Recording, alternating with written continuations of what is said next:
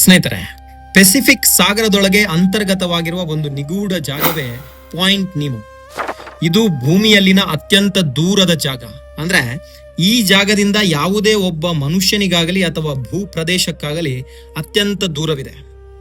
Point ನೀಮೋ ದಕ್ಷಿಣ Pacific ಸಾಗರದಲ್ಲಿದ್ದು, ಈ ಜಾಗದಲ್ಲಿ ನಾವು ನಿಂತ್ರೆ ನಮಗೆ ತುಂಬಾ ಹತ್ತಿರವಾಗುವ ಭೂಪ್ರದೇಶದ ಅಂತರ ಸುಮಾರು 2688 ಕಿಲೋಮೀಟರ್. 4 ದಿಕ್ಕಿನಿಂದಲೂ ಇದು ಇನ್ನಷ್ಟು ದೂರವಾಗುತ್ತಾ ಸಾಗುತ್ತದೆ. ಈ ಪಾಯಿಂಟ್ ನಿಂದ ನಮಗೇನಾದ್ರೂ ತುಂಬಾ ಹತ್ತಿರವಿರುವವರು ಯಾರು ಗೊತ್ತಾ? ಅಂತಾರಾಷ್ಟ್ರೀಯ ಸ್ಪೇಸ್ ಸ್ಟೇಷನ್ ನಲ್ಲಿರುವ ಅಂತರಿಕ್ಷ ಯಾನಿಗಳು. ಯಾಕಂದ್ರೆ ಪಾಯಿಂಟ್ ನೀಮೋದಿಂದ ಅಂದ್ರೆ ಭೂಮಿಯ ಮೇಲ್ಮೈಯಿಂದ ಅಲ್ಲಿಗಿರುವ ದೂರ ಕೇವಲ 400 ಕಿಲೋಮೀಟರ್. ಇದು ಪಾಯಿಂಟ್ ನೀಮೋದಿಂದ ಇನ್ನೊಂದು ಭೂಪ್ರದೇಶವನ್ನು ತಲುಪುವ ಜಾಗಕ್ಕಿಂತ ಬಹಳ ಹತ್ತಿರವಾಗುತ್ತದೆ. ಹಾಗಾಗಿ ಈ ಜಾಗದ ಹೆಸರನ್ನ ಪಾಯಿಂಟ್ ನೀಮೋ ಅಂತ ಇಡಲಾಗಿದೆ. ನೀಮೋ ಅಂದ್ರೆ ಲ್ಯಾಟಿನ್ ಭಾಷೆಯಲ್ಲಿ ನೋ ಬಡಿ ಅಂತ, ಅಂದ್ರೆ ಯಾರು ಇಲ್ಲ ಅಂತ.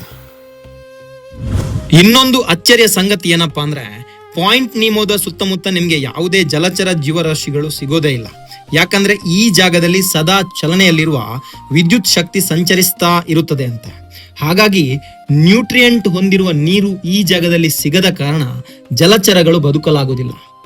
ಭೂಮಿಯಿಂದ ಇಷ್ಟು ದೂರ ಇರುವ ಈ ಜಾಗವನ್ನು ವಿಜ್ಞಾನಿಗಳು ತಮ್ಮ ಹಳೆಯ ಮತ್ತು ಕೆಟ್ಟು ಹೋದ ಉಪಗ್ರಹಗಳನ್ನ ಈ ಜಾಗದಲ್ಲಿ ಕೆಡವಿ ಬಿಡುತ್ತಾರೆ.